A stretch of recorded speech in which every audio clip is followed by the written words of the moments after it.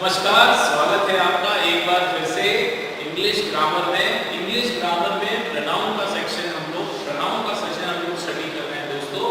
और प्रोनाउन में हम लोगों ने बिल्कुल डिटेल से पूरे उसके जो कंसेप्ट्स हैं, उसके जो टाइप्स हैं, वो सभी हमने पढ़े हुए हैं। और जो रूल्स है वो भी हमने प्रोनाउन के स्टडी किए हैं। लास्ट क्लास में हम लोगों ने क्वेश्चन पेपर स्टार्ट किया। प्रीवियस ईयर के जो क्वेश्चंस जो प्रोनाउन में से आए हुए हैं और जो बहुत इंपॉर्टेंट हैं, उन क्वेश्चंस को दोस्तों हम लोग सॉल्व कर रहे हैं। कल लास्ट क्लास में हम लोगों ने जो है 10 क्वेश्चन सॉल्व किए। अब हम लोग उससे आगे कंटिन्यू करेंगे। आज नंबर है क्वेश्चन नंबर 11 का। चलिए देख लेते हैं। क्वेश्चन नंबर 11 हमारा जो है क्या कहता है। क्वेश्चन नंबर 11 हमारा कहता है इट वाज। पहले क्वेश्चन पढ़ लेते हैं और क्वेश्चन को समझने की कोशिश करते हैं। It was in a fit of anger when the servant told the owner, fit of anger when the servant told the owner that he did not want to be a person like him। ठीक है, question क्या कहता है, ध्यान से समझिए दोस्तों। It was in a fit of anger। अब ये fit of anger क्या है आपका? ये fit of anger जो है आपका सब्जेक्ट है। fit of anger जो है ये आपका सब्जेक्ट है। और यहाँ पे fit of anger का मीनिंग क्या निकल के आ रहा है? एंग्री। ठीक है ना, fit of anger मतलब बहुत गुस्से में, बहुत एंग्री। ठीक है, तो ये it was in a fit of anger। Servant मतलब ये बड़ा एक गुस्से का, एक नाराजगी का समय था, या फिर आप कह सकते हो कि जो मालिक है उसको बड़ा गुस्सा आया। तब व्हेन द सर्वेंट, जब वो जो सर्वेंट है, नौकर है, उसने कहा, क्या कहा अपने ओनर को, उसने अपने ओनर को क्या कहा, that he did not want to be. वो मतलब यहाँ किसकी बात हो रही है? ये ही किसकी बात हो रही है? ही कौन है? ये आपका ये सर्वेंट है। ही आपका अगर प्रोनाउन है और ये सर्वेंट जो है वो आपका नाउन है। ठीक है, या सब्जेक्ट है, यहाँ पे तो नाउन है। अब आपको प्रोनाउन के जब रूल्स हमने स्टडी किए, मैंने आपको बताया था कि जैसा अपना प्रोनाउन, जैसा अपना नाउन, वैसा अपना प्रोनाउन। भाई नाउन अपना अगर सिंगुलर है तो प्रोनाउन में जो है वो उसी हिसाब से होगा। भाई नाउन सर्वेंट है, सर्वेंट जो है मेल के लिए होगा, मस्कुलाइन जेंडर है। भाई नाउन का जेंडर मेल है तो आपका ये ही एकदम बराबर है। यहाँ शी होता तो रॉन्ग हो जाता, तो ये बराबर है। he did not want to be, वो नहीं चाहता है। कैसे? to be a person, इंसान। कैसा इंसान नहीं चाहता? like he। तो ये ही थोड़ा सा गड़बड़ लग रहा है। मीनिंग समझ में आया आप लोगों को? मीनिंग क्या है सेंटेंस का? सेंटेंस का मीनिंग है कि ये बड़ा फिट ऑफ एंगर, ये बड़ा मतलब उस माहौल जो है बड़ा गुस्से का हो गया, जो बड़ा एंगर का माहौल हो गया जब सर्वेंट ने अपने ओनर को कहा कि वो जो है वो नहीं, आपके जैसा नहीं बनना चाहता है।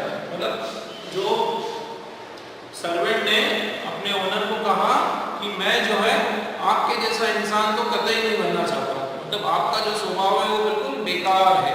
तो इस बात पे क्या हुआ कि ओनर को जो है बहुत ज्यादा गुस्सा आ गया। तो ये सेंटेंस का मीनिंग है कि भाई ओनर को जो है गुस्सा आ गया जब उसने सुना कि सर्वेंट ने उसको कहा कि मैं आप जैसा इंसान बिल्कुल बनना नहीं चाहता हूं। लेकिन आप देखो यहाँ पे स्टार्टिंग से हम लोग देख लेते हैं क्या एरर है। देखो इट, ठीक है, यहाँ पे आपका सब्जेक्ट मिसिंग है, सब्जेक्ट नहीं है तो इट, ठीक है, इट के साथ वाज पास्ट टेंस में चल रहा है। इन अ फिट ऑफ एंगर, ये आपका एक नाउन है। फिट ऑफ एंगर मतलब बड़ा एंग्री थी। क्या कहा? व्हेन द सर्वेंट, जो सर्वेंट आपका वापस दूसरा नाउन हो गया, उसने टोल्ड बराबर है। आप देखो टोल्ड क्यों बराबर है? क्योंकि इधर पास्ट टेंस में चल रहा है। तो ये आपका पास्ट टेंस में चल रहा है सेंटेंस, तो यहाँ पर भी पास्ट टेंस में चल रहा है ना। देखो आप स्ट्रक्चर भी समझो, मतलब पर एक चीज पूरा उसका फॉर्मुलेशन कैसे हुआ ना वो भी समझो। भाई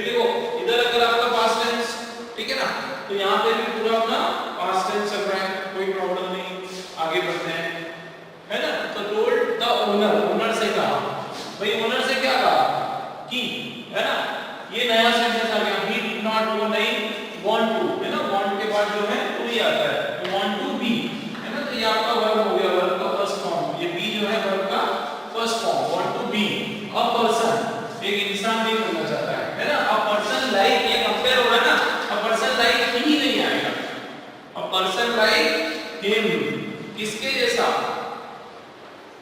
देखो आप एक चीज याद रखो कि ये आपका ऑब्जेक्ट है भाई, देखो ये हो गया सब्जेक्ट, ठीक है ना, ये हो गया आपका वापस से सब्जेक्ट, या फिर सब्जेक्ट, ये लाइक आपका हो गया वर्ब, तो यहाँ पे क्या आना चाहिए, यहाँ पर ऑब्जेक्ट आना चाहिए, तो ऑब्जेक्टिव केस जो है ही का मैंने लास्ट क्लास में भी बताया था आप लोगों को कि जो ऑब्जेक्टिव केस होता है ही का, वो ही नहीं होता है, हिम होता है, ठीक है ना, क्लियर है, तो इसको अपने को वैसे तो इजी है, अपने को पढ़ने में भी हिम ही आता है, तो इसको दो तरीके से याद रखना, एक तो ये कि ऑब्जेक्ट किस प्लेस ले रहा है, तो यहाँ पर ऑब्जेक्ट की जगह हमेशा ऑब्जेक्टिव केस प्रोनाउन आएगा, चलिए एक और तरीका याद रखने का, एक तो लाइक याद रखें, ये आपका रूल है,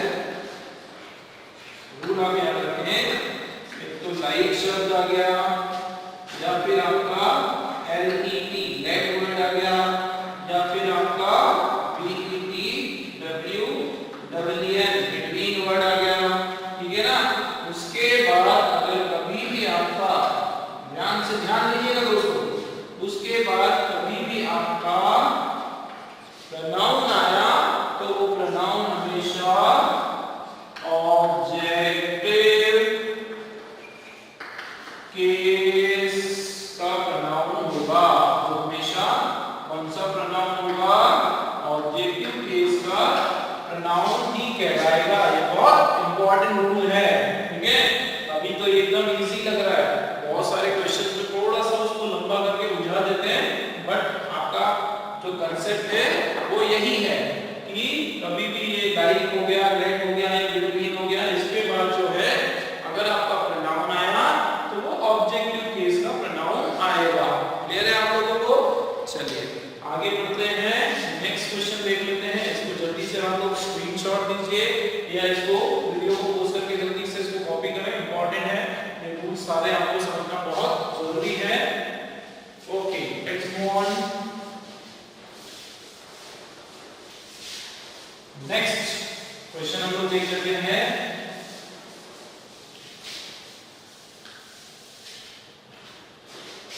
जल्दी से देख लेते हैं, क्वेश्चन नंबर 12 बोलता है one must be careful in his selection of words while talking to others,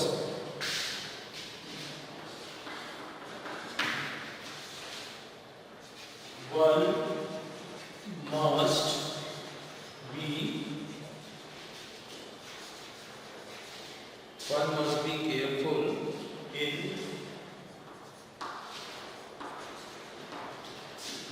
be careful in his selection of words while talking to others, ठीक है, ध्यान दीजिए, ये भी बड़ा इंटरेस्टिंग है, बताइए क्या है हो सकता है इसके अंदर, पढ़िए क्वेश्चन, बताइए आप लोग, इसमें पूरा लगाए, अपना दिमाग लगाए और बताएं मुझे कि क्या एरर हो सकता है इसका, क्वेश्चन समझ में आया आप लोगों को, ट्राई करो यार, ट्राई करो, चलो देख लेते हैं, one must be careful, one must be, हर एक को क्या होना चाहिए, वन मस्ट बी क्या होना चाहिए, केयरफुल होना चाहिए, ठीक है, बहुत ज्यादा सावधानी बरतना चाहिए, किसमें, इन हिज सिलेक्शन ऑफ वर्ड्स, भाई आपके जो उसके शब्दों के चुनने में, है ना, चिन्हित करने में, व्हाइल टॉकिंग टू अदर्स, अगर जब हम दूसरों से बात करें तो हमारे जो शब्द है वो क्या उससे बोल रहे हैं, वो शब्द बड़े ही नब्बे तुल्य होना चाहिए, बहुत सोच समझकर हमको कुछ जवाब देना चाहिए, ठीक है, तो मीनिंग आप लोगों को क्लियर हुआ, अब देखो आप ध्यान से, यहाँ पर हमारा सबसे पहले स्टार्टिंग से हम देखते हैं ये क्या है, वन। भाई वन मस्ट बी, वन कौन है? वन जो है आपका सब्जेक्ट है। क्या है? वन सब्जेक्ट है। यहाँ पे वन क्या है ना? हर किसी को, या हर किसी को जब बात हो रही है तो वन क्या हो गया? आपका सब्जेक्ट है। एक बात याद रखो दोस्तों, सब्जेक्ट हमने ढूंढा, उसके बाद जो प्रोनाउन आएगा, भाई सब्जेक्ट पे जो भी नाउन या प्रोनाउन जो भी होता है, अगला जो प्रोनाउन लगेगा वो इसी के हिसाब से लगेगा, ठीक है ना? अगला जो प्रोनाउन लगने वाला है, जहां भी आने वाला है, वो इस सब्जेक्ट के हिसाब से ही होगा। यही हम लोग पढ़ते आ रहे हैं। ये बहुत बेसिक है और बहुत इंपॉर्टेंट है कि आपका जैसा नाउन वैसा प्रोनाउन। अब चूंकि नाउन जो है वो सब्जेक्ट की जगह पर, तो हम ये भी बोल सकते हैं कि जैसा सब्जेक्ट उस हिसाब से उसका प्रोनाउन। अब देख लेते हैं आगे। तो हमारा सब्जेक्ट क्या है? वन। क्या है? वन। तो अब ढूंढो प्रोनाउन क्या है? वन मस्ट हो गया, ठीक है? मस्ट बी केयरफुल, ये बराबर है, कोई इशू नहीं इसमें। ये प्रीपोजिशन हो गया इन, ये हो गया आपका इन हिज सिलेक्शन। ये जो है आपका, ये जो पोजीशन है, सिलेक्शन आपका, वापस सिलेक्शन ऑफ वर्ड्स जो है वापस आपका ये क्या हो गया? ऑब्जेक्ट हो गया। ये क्या हो गया आपका? ऑब्जेक्ट हो गया। इससे पहले जो प्रोनाउन आता है उसकी क्या पोजीशन कहलाती है? उसकी पोजीशन कहलाती है possessive. P O double S E double S I E, possessive case pronoun. भाई ये जो पोजीशन तो पॉसेसिव केस प्रोनाउन है। अब आप बोलोगे सर पॉसेसिव केस प्रोनाउन है, बराबर है, ही आता है, ही का पॉसेसिव, लेकिन ही क्यों आएगा? यहाँ पे एक चीज आपको याद रखना है, ही नहीं आएगा, O N E S, once आएगा। सर वंस क्यों आएगा? ये तो समझ में नहीं आया। याद रखना है हमको, कभी भी याद रखो, कभी भी अगर आपका सब्जेक्ट वन आया, ये रूल आपको बिल्कुल याद रखो, इजी है। वन की बात होगी केवल, कभी भी आपका सब्जेक्ट वन आया तो उसका जो प्रोनाउन आएगा ना, पॉसेसिव प्रोनाउन, या जो भी उसका प्रोनाउन आएगा वो वंस ही होगा, वंस ही होगा। वन के लिए हिज या हर नहीं होगा।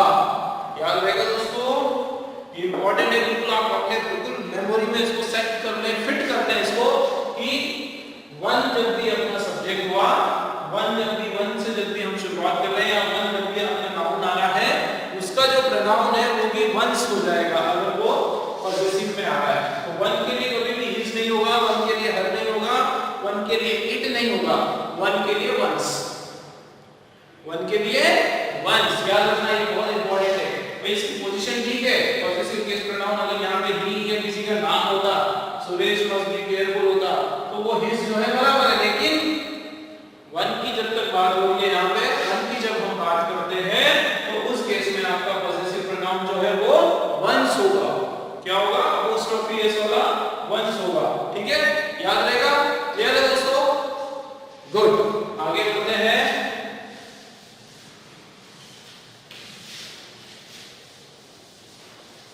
ये चीज तो बिल्कुल बात लेना है आप लोगों को, बिल्कुल एकदम याद रखना है दिमाग में कि प्रोनाउन की जब भी बात होती है तो प्रोनाउन जो है वो उसके नाउन के हिसाब से होता है।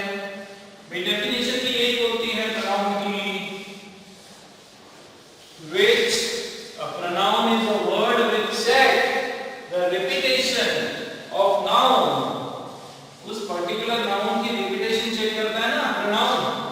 तो सेंटेंस में जहां भी प्रोनाउन आया मतलब उसका कोई नाउन तो होगा। प्रोनाउन जो है अपने नाउन, अगर शुरू में प्रोनाउन नहीं आया, बाद में कहीं पर भी प्रोनाउन आया, मतलब कहीं ना कहीं तो उसका नाउन होगा, उसका नाउन जैसा होगा प्रोनाउन वैसा होगा। तो ये आप लोगों को बिल्कुल बिल्कुल याद रखना है ये चीज आपको। चलिए आगे बढ़ते हैं नेक्स्ट क्वेश्चन की तरफ। क्वेश्चन नंबर 1 का मैंने आप लोगों को बता दिया। क्वेश्चन नंबर 13 की तरफ देख लेते हैं जल्दी से। Because of she becoming a newcomer she was unable to get a good role in the movie. ये है आपका question number 13। Because of she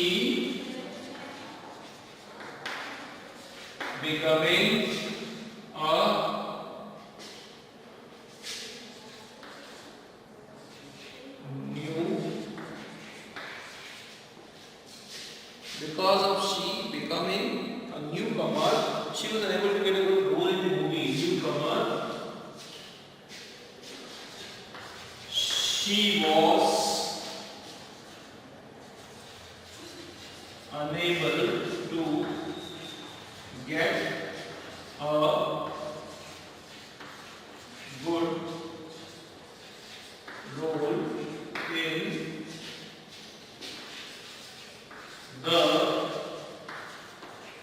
movie. ठीक है, क्वेश्चन पढ़िए आप लोग। ठीक है, क्वेश्चन पढ़े और इससे पहले भी हमने इसी रूल के कुछ क्वेश्चंस किए हैं, आप लोगों को इसका आंसर पता चल गया होगा। क्यों दोस्तों, बिल्कुल। चलिए डिस्कस कर लेते हैं हम लोग इसके बारे में। बिकॉज ऑफ शी, जब नहीं गया मामला, चलो देख लेते हैं। Because of she becoming a newcomer, meaning समझने की कोशिश करते हैं। Because of she becoming a newcomer, क्योंकि वो कौन है, उसका जो है एक नई न्यूकमर है, कोई भी एक एक्ट्रेस है। भाई इंडस्ट्री का आपको पता ही है, फिल्म इंडस्ट्री में तो जो न्यूकमर्स होते हैं उनके लिए तो बहुत स्ट्रगलर होता है, स्ट्रगलिंग पीरियड होता है। और खास करके ऐसे लोग जिनके कोई गॉडफादर नहीं होते हैं उनके लिए तो जो है फिल्म इंडस्ट्री बहुत मेहनत मांगती है, बहुत उनको स्ट्रगल करना पड़ता है। तो यहाँ ऐसी बात हो रही है कि because of she becoming a newcomer, she तो नहीं होगा, कुछ और होगा। देखते हैं वो क्या होगा। अगर तो हमको पता चल गया है इसमें कुछ गड़बड़ है। बिकॉज ऑफ शी जब ही नहीं रह सकता, लग रहा है ना, तो देख लेते हैं। तो बिकॉज ऑफ शी जो है बिकमिंग अ न्यूकमर, उसका न्यूकमर बनना, क्योंकि वो न्यूकमर थी, ठीक है, उसके कारण क्या हुआ, she was unable to get, उसको नहीं मिल पा रहा था क्या, अ गुड रोल, अच्छा रोल नहीं मिल पा रहा था। किसमें, इन द मूवी में उसको रोल नहीं मिल पा रहा था। अब हम देख लेते हैं, देखो शुरुआत बिकॉज से हुई है, बिकॉज ऑफ से, है ना। उसके बाद आप ये बोलो कि भैया इसमें आपका नाउन क्या है, प्रोनाउन क्या है, ठीक है ना। तो ये चलो ठीक है, बिकॉज ऑफ शुरू हुआ, ये ऑफ आ गया। अब मैंने आपको कुछ बताया था, इसमें दो चीजें याद रखने का है। एक मैंने आपको बताया था कभी भी ऑफ आता है, याद रखना। ऑफ क्या है, ऑफ क्या है, ऑफ है सर प्रीपोजिशन। क्या है ऑफ, देखो दो तरीके से एरर हो जाती है। आप बोलोगे सर ऑफ क्या है, ऑफ है सर प्रीपोजिशन। और आपको ध्यान है मैंने कहा था ऑफ के बाद या प्रीपोजिशन के बाद अगर कोई ऑब्जेक्ट आता है दोस्त, तो वो ऑब्जेक्ट जो है वो ऑब्जेक्टिव केस प्रोनाउन का होता है, ना कि सब्जेक्टिव केस प्रोनाउन का। इसका होता है ऑब्जेक्टिव केस प्रोनाउन का होता है। तो ये शी तो जो है ये तो सब्जेक्टिव केस प्रोनाउन हो गया, तो ये शी जो है वो बन जाएगा हर। ये तो था एक तरीका पता करने का कि भैया यहाँ पे हर क्यों आया, ठीक है ना। एक तरीका क्या कि कभी भी ऑफ आ रहा है, बिकॉज ऑफ आ रहा है, जो भी ऑफ आ रहा है जनरली, तो उसके बाद अगर आपका ऑब्जेक्ट अगर प्रोनाउन आ रहा है ना, तो वो ऑब्जेक्टिव केस के प्रोनाउन का है। कैसा प्रोनाउन है वो, ऑब्जेक्टिव केस प्रोनाउन है। क्लियर हुआ आपको बात। तो ये शी का बन जाएगा हर, ठीक। एक और बात, ये तो था हमारा जो रूल समझने का फर्स्ट तरीका। सेकंड तरीका एक और मैं बता रहा हूं आप लोगों को, जो बहुत इंपॉर्टेंट है फ्रेंड्स, बहुत इंपॉर्टेंट है। आप याद रखिए, कई बार एकदम सिंपल लग रहा है क्वेश्चन, कई बार उलझाने वाले क्वेश्चन कर देते हैं, पर समझना बहुत आसान है। याद रखो आप हमेशा आपका प्रोनाउन सपोज यहां पर है, ठीक है ना, यहां पर क्या है आपका प्रोनाउन है। उसके बाद अगर आपका आ गया जीरन, सर ये जीरन क्या है, जीरन क्या है, ये तो आपने बताया नहीं सर, चिंतित मत करो सर, साफ साफ होगा, आपने बताया नहीं, पढ़ाया नहीं।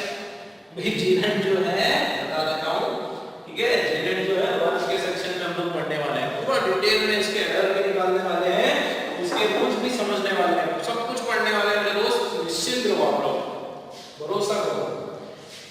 जेरेंड एक शब्द में समझना है तो ऐसे वर्ब, ठीक है, ऐसे वर्ब जिनके साथ आईएनजी लगा है, ऐसे वर्ब जिनके साथ आईएनजी लगा है। आईएनजी वाले जो वर्ब है ना, अभी के लिए इतना समझो बस, अभी के लिए जेरेंड का बस इतना सा समझो कि वर्ब के साथ आईएनजी लगा हुआ है तो वो आपका जेरेंड है। वो क्या है? जेरेंड है। ठीक है, तो यहां दिख रहा है आपको जेरेंड? हां सर, ये दिख रहा है। ये क्या है? Becoming gerund. जेरेंड के पहले आपको कोई प्रोनाउन दिख रहा है? हां सर, दिख रहा है, ये राशि। तो मैं कहता हूं कि जेरेंड के पहले अगर कोई प्रोनाउन आएगा तो वो हमेशा ऑब्जेक्टिव केस प्रोनाउन होगा। क्या होगा भैया? ऑब्जेक्टिव केस प्रोनाउन होगा। याद रहेगा भैया, तो जेरेंड के पहले कोई प्रोनाउन आया तो ऑब्जेक्टिव केस प्रोनाउन, या फिर प्रीपोजिशन के बाद कोई प्रोनाउन आया तो ऑब्जेक्टिव केस प्रोनाउन। दोनों तरीके हैं आप लोगों के पास समझने के। ठीक है, ऐसे समझो, कान ऐसे पकड़ो या ऐसे पकड़ो, कान तो पकड़ा ही नहीं। ठीक है ना, तो प्रीपोजिशन के बाद अगर आपका प्रोनाउन आया तो ऑब्जेक्टिव केस प्रोनाउन, और इधर आपका जेरेंड के बाद कोई प्रोनाउन आया, पहले कोई प्रोनाउन आया तो वो भी ऑब्जेक्टिव केस प्रोनाउन। ठीक है, इजी है, क्लियर है? ठीक है भाई, ये मत बोलना कि सर आ गया समझ में और ये तो पढ़ने में दिख रहा है मिस्टेक। पढ़ने में ये वाला क्वेश्चन भले आपको लग रहा है, बहुत सारे क्वेश्चन नहीं पता चलेंगे, पढ़ने में सही लगेंगे, इसलिए कंसेप्ट पे ध्यान दो दोस्तों। कंसेप्ट, उसका जो बिल्कुल बेसिक जो कंसेप्ट है ना, वो क्लियर करो। ये चीज क्लियर हो गई ना एक बार, तो पूरी जिंदगी आपके साथ रहेगी। कभी गलती नहीं करोगे आप, कभी भूल के गलती नहीं करोगे, याद रखो। ठीक है, तो प्रीपोजिशन के बाद ऑब्जेक्टिव केस प्रोनाउन, जेरेंड के बाद ऑब्जेक्टिव केस प्रोनाउन, बराबर है? और कोई मिस्टेक है क्या इसके अंदर? देख लेते हैं। तो बिकमिंग अ न्यूकमर, न्यूकमर आपका एक नया नाउन हो गया। फिर शी, तो ये शी जो है गर्ल की बात हो रही, यहां पे शी बराबर है। क्यों? क्योंकि देखो आप ये नया सेंटेंस शुरू हो गया, तो ये आपका सब्जेक्ट है। ठीक है ना, ये सब्जेक्ट है, नया सेंटेंस शुरू हो गया, वर्ब का सेकंड फॉर्म चल रहा है, अनेबल टू गेट, टू के बाद हमेशा वर्ब का फर्स्ट फॉर्म आता है। ठीक है, अब जो रोल, आपका जो रोल है ये आपका ऑब्जेक्ट आ गया, कोई प्रॉब्लम नहीं है। इन द मूवी, ये आपके एक्स्ट्रा वर्ड आ गए, बाकी सब ठीक है। करेक्शन आप लोगों को पता चला, शी के बदले जो है हर आएगा। आगे बढ़ चलते हैं अगले क्वेश्चन की ओर। Question number 14। क्वेश्चन नंबर 14 हमारा कहता है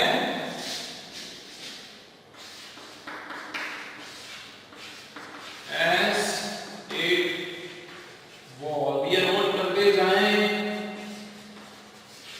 as it was Rajan's first interview, his parents suggested that he should first interview his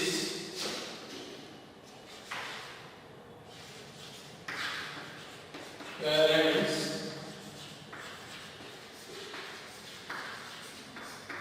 suggested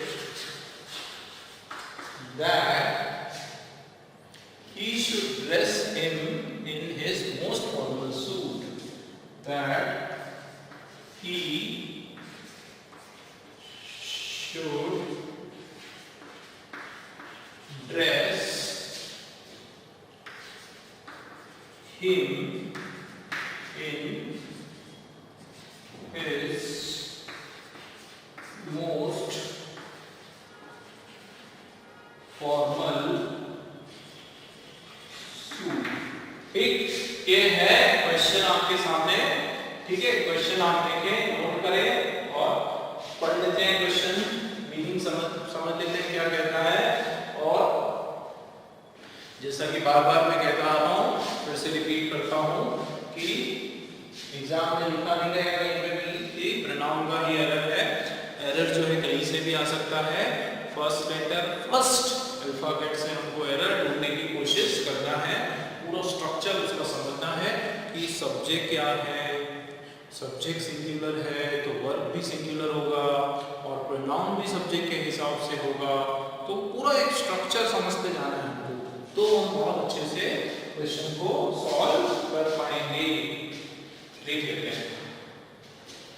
As it was Rajan's first, तो as it was जैसे कि, ठीक है, यहाँ से शुरू हो रहा है, जैसे कि ये एक जो है यहाँ पे सब्जेक्ट आपका है ही, सब्जेक्ट जो है मिसिंग है, तो it was Rajan's first interview, यहाँ पे बात किसकी चल रही है, राजन की, Rajan's first interview, राजन जो है पोजीशन है, तो Rajan's first interview, यहाँ पे जो मेन आपका सब्जेक्ट आ रहा है वो क्या आ रहा है, इंटरव्यू, किसकी बात हो रही है, इंटरव्यू की, जैसे कि ये जो है, ये जो इंटरव्यू है ये राजन का पहला इंटरव्यू है। His parents, उसके पेरेंट्स, तो his कौन है ये, his किसके लिए यूज हुआ है, राजन के लिए। देखो भाई राजन नाम दिया है, क्लियर, राजन आपका कोई भी नाउन है, राजन आपका क्या है, प्रॉपर नाउन है, राजन दिख रहा है कोई लड़का है, ठीक है, तो यहाँ पे उसके लिए जो प्रोनाउन आया वो his प्रोनाउन आया, कोई प्रॉब्लम नहीं है उसमें, ठीक है, पॉजिटिव है। His parents, उसके माता पिता। अब ये जो x का जो फंडा है तो ये कई बच्चे कंफ्यूज हो जाते हैं, सर पेरेंट होता है कि पेरेंट्स होता है, सर बहुत कंफ्यूजन होती है हमको। आप देखो पेरेंट्स, जब हम मम्मी, माताजी और पिताजी दोनों की जब बात करते हैं तो वो पेरेंट्स होता है। पेरेंट का मतलब one single parent, either mother और फादर, या तो माताजी या पिताजी।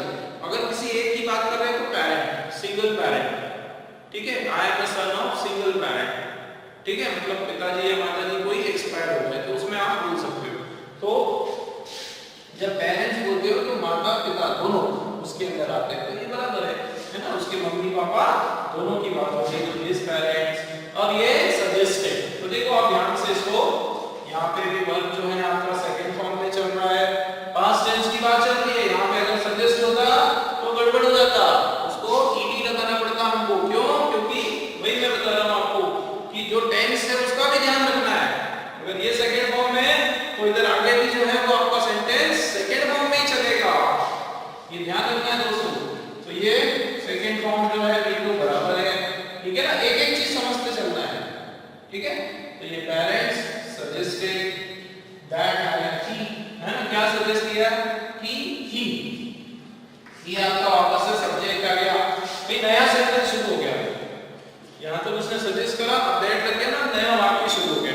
अब नया वाक्य शुरू हुआ तो फिर से उसकी संरचना, फिर से आपका सब्जेक्ट, ठीक है, तो ये फिर से सब्जेक्ट, ये यहाँ पे आपका मॉडल वर्ब आ गया, फिर आपको ये ड्रेस जो है मेन वर्ब आ गया, ही शुड ड्रेस वर्ब आ गया ना, और ही शुड ड्रेस ये him, he should dress him, यहाँ गड़बड़ हो गई, he should dress him नहीं होगा, him मतलब किसी और को नहीं, himself, he should dress himself, को अपने आप को कैसे ड्रेस करना है उसको, he should dress himself in his formal, most formal suit, कैसे ड्रेस करना है उसको, he should dress himself in his formal suit। भाई आपको याद होगा एक रूल मैंने आप लोगों को बताया था, रिफ्लेक्टिव प्रोनाउन का एक रूल मैंने बहुत इंपॉर्टेंट रूल आप लोगों को बताया था, ठीक है ना, क्या बताया था मैंने, रिफ्लेक्टिव प्रोनाउन का एक रूल बताया था कि आपका रिफ्लेक्टिव प्रोनाउन जो है he should dress, मतलब अगर आपका वर्ब, ठीक है, वर्ब के बाद जो है आप लगाओगे क्या, रिफ्लेक्सिव प्रोनाउन, क्या लगाओगे आप, रिफ्लेक्सिव प्रोनाउन, पता है किस कंडीशन में लगाओगे, he should dress himself, किस कंडीशन में लगाओगे पता है, जब कोई ऑब्जेक्ट नहीं होगा, कब लगाओगे, जब when no object, ध्यान से समझना, बहुत इंपॉर्टेंट है, समझने की कोशिश करो आप लोग। भाई वर्ब है, ठीक है, उसके बाद अगर रिफ्लेक्सिव, अगर कोई प्रोनाउन लगाना तो रिफ्लेक्सिव, लेकिन किस कंडीशन में वो भी ध्यान रखना है, उस कंडीशन में लगाना है जबकि वहां पर कोई ऑब्जेक्ट नहीं हो आगे। अब आप देखो यहाँ पे सब्जेक्ट है, सब्जेक्ट इसको आप हेल्पिंग वर्ब मान लो, ठीक है। तो सब्जेक्ट हो गया आपका, हेल्पिंग वर्ब हो गया, ये आपका मेन वर्ब हो गया ड्रेस, ठीक है। उसके बाद भाई क्या कायदा होता है, सब्जेक्ट हो गया, वर्ब हो गया, फिर ऑब्जेक्ट आना चाहिए। तो क्या होगा कि सब्जेक्ट वर्ब, और अगर वहां पे कोई आपका कोई प्रोनाउन लगा है तो वो फिर ऑब्जेक्ट की तरह काम करेगा, क्योंकि असली ऑब्जेक्ट तो होता नहीं है कोई। तो फिर ये जो रिफ्लेक्सिव है ना, वही किसका काम करने लग जाता है, वही ऑब्जेक्ट का काम करने लग जाता है। तो रूल क्या बोलता है कि जब वर्ब है और अगर वर्ब है और उसके बाद जो है प्रोनाउन नहीं है, सॉरी ऑब्जेक्ट नहीं है, तो जो प्रोनाउन होगा ना वो रिफ्लेक्सिव प्रोनाउन होगा। कैसा प्रोनाउन होगा, और दूसरा प्रोनाउन नहीं होगा, रिफ्लेक्सिव प्रोनाउन होगा। क्लियर हो गई मेरी बात, समझो ध्यान से। सब्जेक्ट, ठीक, शुड हो गया हेल्पिंग वर्ब, क्लियर, ड्रेस हो गया मेन वर्ब, क्लियर। अब क्या आना चाहिए, हिम, चलो हिम को हटा दो, in his most formal suit, है ना। तो ड्रेस देखो, he should dress what, question देखो ऑब्जेक्ट का आंसर कौन देता है, व्हाट, क्या क्या पहनना चाहिए उसको, नहीं दे रहा, ये तो एक्स्ट्रा वर्ड है। ये जो in his most formal suit है ना, वो क्या है, एक्स्ट्रा वर्ड्स है, एक्स्ट्रा चीजें हैं ये तो, है ना, जिसको अपन कॉम्प्लीमेंट बोलते हैं, ये ऑब्जेक्ट नहीं है ना। जैसे he should dress a suit होता, यहाँ पे इन आ रहा है, ठीक है, he should dress a suit होता, तो मैं मान के चलता कि यहाँ पे ऑब्जेक्ट है, तो फिर यहाँ हिमसेल्फ वगैरह लगाने की कोई जरूरत होती नहीं। क्लियर हो रही बात। तो जब ऑब्जेक्ट नहीं है और यहाँ पे कोई सा प्रोनाउन है तो वो हमेशा रिफ्लेक्सिव प्रोनाउन होगा। तो ये हिम नहीं होगा, ये क्या होगा, हिमसेल्फ होगा। क्लियर हो रही मेरी बात, बहुत इंपॉर्टेंट रूल है दोस्तों, बिल्कुल नोट करो आप लोग इसको, इंपॉर्टेंट है ये रूल, नोट करो, कॉपी करो, और मेरा वीडियो जो है आप लोग रिवाइंड करके इसको बार-बार देखो, बार-बार इसको समझो। अगर एक बार में बिल्कुल क्लियर नहीं हो रहा है, आप इसको बार-बार रिपीट देखो सारे क्वेश्चंस, ठीक है। बहुत इंपॉर्टेंट है, इसको पूरा कांसेप्ट आप लोग बिल्कुल दिमाग में इसको समझ के रखें इसको, ठीक है। क्लियर है, फिर से एक बार देख लेते हैं। देखो, as it was Rajan's first interview, ठीक है, राजन का पहला इंटरव्यू था, तो हिज पेरेंट्स, उसके मम्मी पापा ने उसको क्या करा, उसको सजेस्ट किया कि वो जो है उसको क्या करना चाहिए, ड्रेस हिमसेल्फ, उसको ड्रेस कैसा करना चाहिए, उसको स्वयं को ड्रेस करना चाहिए फॉर्मल सूट में, किसमें, फॉर्मल सूट में, ठीक है। तो देखो आप, ये आपका सब्जेक्ट हो गया, ये आपका वर्ब और हेल्पिंग वर्ब दोनों हो गया, ठीक है। अब यहाँ पे आपका ऑब्जेक्ट मिसिंग है, ठीक है, और यहाँ पे कोई सा प्रोनाउन आया, तो प्रोनाउन ही आपका जो है वो ऑब्जेक्ट की तरह काम करेगा। वो कैसे काम करेगा, रिफ्लेक्सिव प्रोनाउन बनके। तो ये हिमसेल्फ को आप एक तरह से इसको ऑब्जेक्ट भी मान सकते हो, क्या मान सकते हो, ऑब्जेक्ट भी मान सकते हो, ठीक है। रूल क्या बोलता है हमारा कि वर्ब आया सर, उसके बाद अगर रिफ्लेक्स, उसके बाद अगर कोई प्रोनाउन आया सर, बिना ऑब्जेक्ट